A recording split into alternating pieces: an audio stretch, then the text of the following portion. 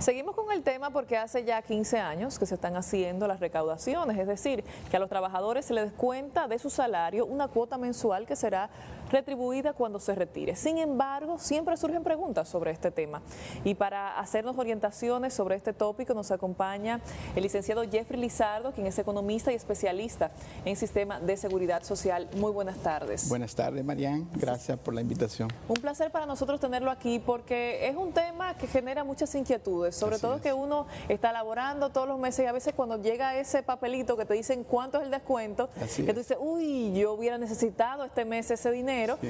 Entonces como que dice, ¿qué va a pasar entonces cuando yo simplemente me retire? Sí. Como sabemos todos, un sistema de pensión es fundamental en todo sistema de protección social, porque es un riesgo, la vejez es un riesgo, claro, y tenemos que estar protegidos una vez ya terminamos nuestra vida laboral, digamos. Después de 30 años cotizando, en el caso dominicano, lo que uno esperaría es que el último salario se parezca, la pensión se parezca al último salario. Exacto. Entonces el sistema de pensiones dominicano es como una cuenta de ahorro. Okay. Lo que se le descuenta mensualmente a los trabajadores, 9.97, del cual cerca del 3% de mi salario. Sí, del salario, del cual el 3% se lo descuenta al trabajador y el otro cercano a 7% se le descuenta al empleador.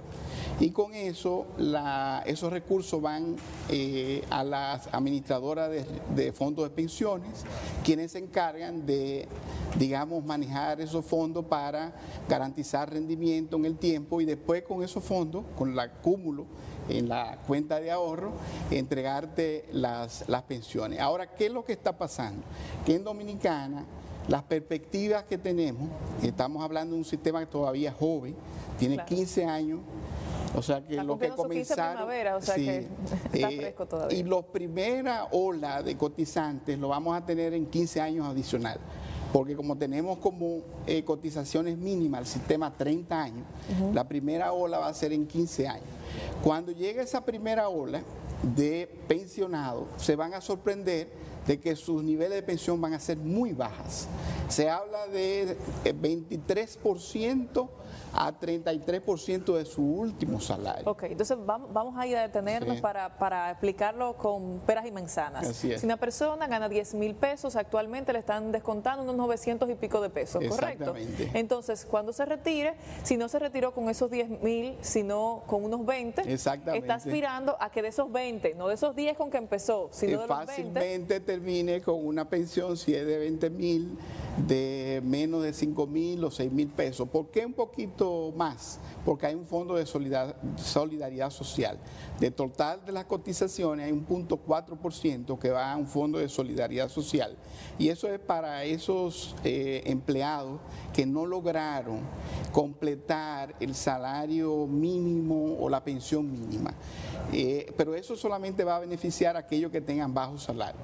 Okay. Pero una persona que esté cotizando con 30,000, con 40,000 pesos, no se van a beneficiar de ese fondo de solidaridad y se va a encontrar que sus pensiones, si son 30,000 pesos, fácilmente sean 9,000 pesos. Ok, entonces debo preguntarle, porque digamos que se pensionó con esos 20,000 pesos, usted me dice que van a ser unos 5,000 pesos lo que estaría llegando, pero entonces eso no le va a dar para nada para una persona que tiene que tomar medicinas, que probablemente está vulnerable de salud y demás.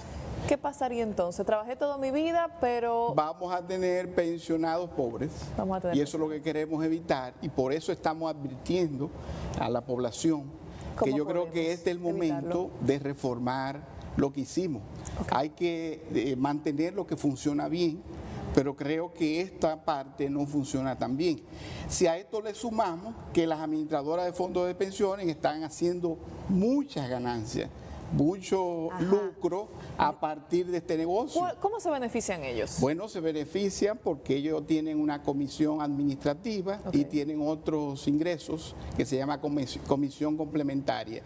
Ambas comisiones le generan unos ingresos con unos gastos de operación muy bajos en República Dominicana, muy bajos. ¿Por qué? Porque las administradoras de fondos de pensiones no recaudan. Aquí tenemos una tesorería de la Seguridad Social que le hace su trabajo. En otros países o sea, son que las ellos lo que mismas, hacen es administrar el dinero. y además lo colocan, administran ese dinero de manera muy fácil, porque el 74% de esos fondos están en bonos del Ministerio de Hacienda o del Banco Central. Entonces es muy fácil colocar esos fondos en dos instrumentos, entonces no tienen que hacer mucho trabajo, además tienen pocas oficinas a nivel nacional. Cuando tú entras a una página de la AFP solamente tienen dos oficinas, la más grande.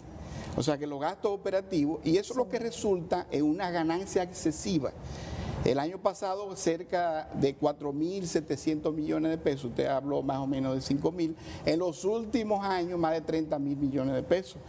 Y eso llama la atención porque no es que queremos que la administradora no gane, pero que sea justo, porque mientras los afiliados van a tener pensiones muy bajas y unos niveles de rendimiento que andan cerca del 10-11% de los fondos, las administradoras de fondos de pensiones tienen una rentabilidad por encima del 35%, que muy poco negocio en este país tiene una rentabilidad de 35%, calculado en base a su patrimonio. Entonces, ¿de cuánto sería un por ciento justo, un por ciento que pueda ser significativo para un pensionado de ese último salario que tú digas, bueno, con esto sí realmente pudiera yo hacer algo? Nosotros deberíamos aspirar a una pensión que por lo menos sea equivalente al 80% del último salario, porque así no vamos a causar disrupción en las condiciones de vida de ese afiliado, de ese pensionado. ¿En la región ese es un porcentaje que estamos manejando? No, en la región el porcentaje es muy bajo, por eso en Chile es digamos, el modelo que copiamos, es el modelo más viejo. ¿Qué porcentaje manejan en Chile? Y el porcentaje en Chile, ya sí se graduaron, ya tenemos olas de pensionados, que fueron los que el año pasado movilizaron. En movilizaciones, no sé si ustedes vieron las movilizaciones no AFP, criticando porque el nivel de pensiones llegaba al 40%.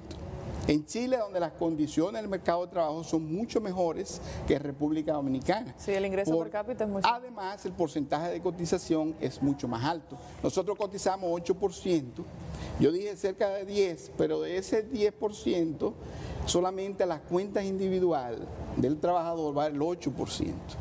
En Chile está por encima del 10%. Ok, si yo decido retirarme el día de hoy, porque no es que yo decida, sino que es una edad. Me parece que actualmente 60, 65... 60 años y 30 años de cotización. Y 30 años de cotización. O sea que tengo que durar 30 años cotizando. Vamos a poner un ejemplo. Mi madre se va a retirar. Sí. ¿Qué proceso debe agotar para poder beneficiarse de esa AFP que ya le está...? Sí, es importante destacar que el seguro de pensiones, que se llama aquí en Dominicana seguro de vejez, discapacidad y sobrevivencia, tiene varios beneficios. Uno de los beneficios es la pensión, cuando ya me jubile, o sea, a los 60 años. Y ahí simplemente someter a la administradora de fondos de pensiones esa solicitud y automáticamente en base a la cantidad de cotización y al monto que tenga acumulado en esa cuenta de ahorro, se le calcula su pensión. ¿Y si hay alguna persona que no ha agotado ese periodo de tiempo que usted dice? Me dijo 60 años o 30 años... 30 años cotizando. En ese caso, el sistema ha buscado algunas soluciones que no son las mejores. Por ejemplo, hay muchos dominicanos y dominicanas que comenzaron a cotizar muy tarde, porque el sistema comenzó en el 2003. Entonces, una persona que comenzó a cotizar con una edad avanzada, digamos más de 40 años, no le dan los 30 años a la hora de retiro. ¿Qué ha hecho en nuestro sistema de seguridad social o de pensiones? Que le devuelven los recursos. Pero la devolución del saldo que usted tiene en las cuentas de ahorros es muy bueno, pero cuando usted lo gasta se queda sin Sin nada, una sin mano adelante, nada, otra sí. atrás. Entonces la idea es que usted tenga una pensión. Entonces dígame una cosa, alguien se pensiona, sin embargo, por X o por Y, fallece, su familia puede beneficiarse de ese dinero que quedó acumulado allí. Esa es la pensión de sobrevivencia. Okay. Eso es parte del beneficio. ¿O ese dinero se pierde? Ese dinero, la esposa va a seguir recibiendo lo que sería una pensión de sobrevivencia, Okay, que equivale al 60% del salario del afiliado, del cotizante que murió. Okay. Y sus hijos hasta los 18 años o 21 años si están estudiando. Entonces, en caso de que no tenga esposa ni hijos, los herederos deberían recibir el saldo. Ok, la totalidad. En la actualidad. Entonces, si hay un caso que estuvimos conversando en redacción, allí arriba, cuando estábamos hablando de que íbamos a verle, y es de que hay algunas personas que les ha sucedido que tratan de entrar que quieren empezar a recibir esa pensión, sin embargo, entran de manera automática en nóminas fantasmas, en nóminas que tienen, por ejemplo, un caso que estamos viendo de 200 pesos en un sitio que desconocen, y como no han pasado esos 3 meses de ya sin estar laborando, entonces dicen, no te puedo entregar la pensión porque tú me estás saliendo en una nómina como que tú estás trabajando, sin tú estarlo haciendo.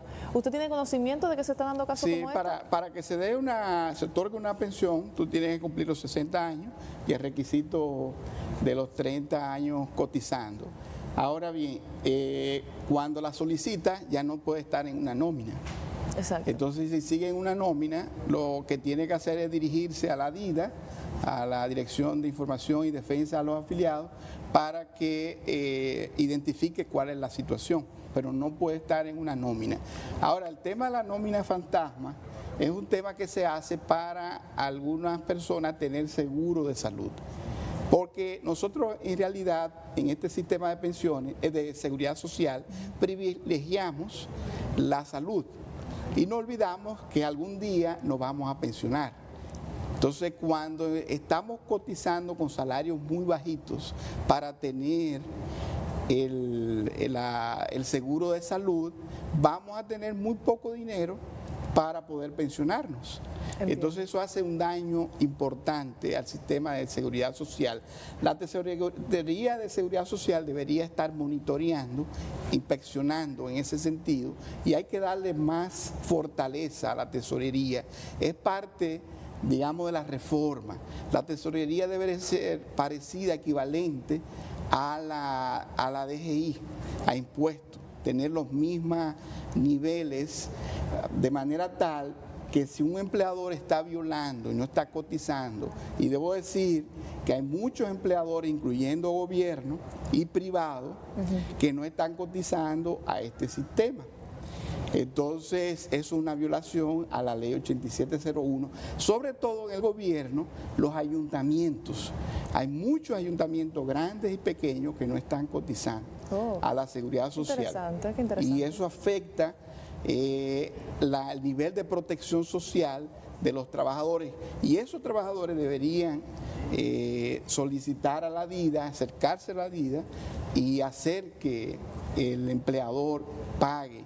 Porque cuando tiene un evento o cuando se quiere pensionar o hay una muerte de la persona, la esposa no puede recibir la pensión de sobrevivencia y se queda desprotegido. Eso es así. Entonces, hay un tema, Marian, que quiero resaltar aquí, es que este sistema de pensiones nada más está beneficiando al 40% de los ocupados, de lo total de los trabajadores en el país. ¿Por qué eso? Porque tenemos un alto nivel de informalidad. En el mercado de trabajo, la mayor parte de la población, el 59%, es trabajador informal por cuenta propia. La gente se la está buscando. Entonces, la persona que es independiente tiene poco incentivo para cotizar a la seguridad social, sobre todo a pensiones. ¿Por qué? Porque no tiene esa parte equivalente del empleador, tiene que pagar toda la cotización. Entiendo. Entonces, es un tema que tenemos que abordar porque el sistema debe ser universal. Otro tema que tenemos que llamar la atención es que hemos fragmentado el sistema de pensiones en Dominicana, porque tenemos los mismos congresistas que tienen una pensión, un sistema de pensión diferente.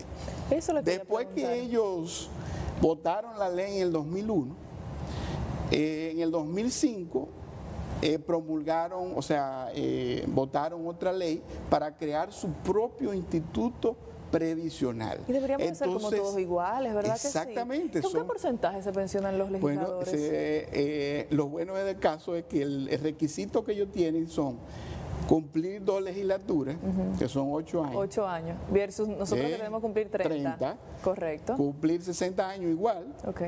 Y reciben el 70%. 70. Garantizado. Versus nosotros, ¿cuánto? Y solamente nosotros entre 20 y 30%. Mira qué interesante. Entonces, lo bueno del caso es que ellos solamente cotizan con el 6% y nosotros con casi el 10%. ¿Qué tendríamos que hacer para poder cambiar ese porcentaje que estamos manejando ahora y llevarlo a uno un poco más digno? Digamos que los cambios no van a ser tan drásticos, pero por lo menos llevarlo a un 50-60%. Bueno, de las reformas que se están planteando, primero tenemos que reducir esa rentabilidad excesiva de las AFP. ¿Usted tiene que ser la clave? No, porque es poquito a poquito. Son una serie de reformas que tenemos que implementar. O sea, la reducción de la comisión, de los ingresos excesivos de la AFP, hay que atacarlo, porque esos recursos podrían ir a las cuentas de los trabajadores. Correcto. Entonces, eso es un tema. El otro tema es que el 8% que cotizamos es muy bajo. Tenemos que aumentarlo al promedio regional. Y después, hay temas también estructurales de mercado laboral, porque aquí los salarios son muy bajos en este país. Más del 70% de la población que está cotizando lo hace con menos de 2 salarios mínimos. Eso es menos de 20,000 pesos. O sea, estamos hablando de un porcentaje muy alto de la población que cotiza con salarios. ¿Por qué? Porque los salarios en República Dominicana se han quedado rezagados y eso va a afectar los niveles de pensiones. Ahora, ¿qué han hecho otros países? Chile, por ejemplo. Ya Chile introdujo un pilar que se llama solidario.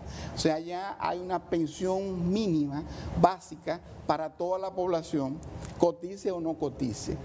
Entiendo. Que todavía es baja en términos de capacidad del monto, pero la idea es que esa pensión sea equivalente a lo que una persona necesita para tener unas condiciones de vida mínimas.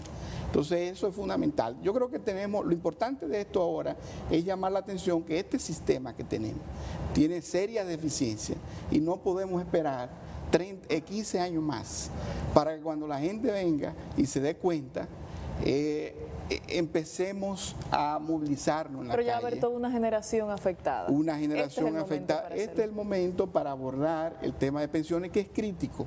Ahora mismo solamente tenemos 21 pensiones otorgadas en el sistema, que son personas que cumplen porque han tenido niveles de ingresos muy altos y cotizaciones y cumplen. Porque si usted cumple con un nivel, cumple 55 años de edad y tiene una pensión, un fondo que le permite tener una pensión digna, usted puede aplicar. Solamente hay 21. Pero hay mucha deficiencia y muchos problemas de burocracia también, porque solamente se han otorgado 52% de las solicitudes de pensiones de sobrevivencia. Y eso es crítico, porque la ley dice muy claro, el afiliado cotizante muere, la esposa y sus hijos, hasta que cumplan los 18 años, tienen derecho a una pensión de sobrevivencia y le estamos negando ese derecho hoy día a la población cotizante. Eso es muy lamentable. Pues entonces este es el momento de hacer un llamado para hacer esos reajustes. Estamos a los 15 años de que se activara esa ley. Me dice que es del 2001, es decir, que empezó en 2003. Comenzó en el 2003. O sea que estamos en un excelente momento para hacer reajustes del lugar y que entonces que sean los legisladores que nos digan o nos aumentan nuestros porcentajes o no igualan a su sistema.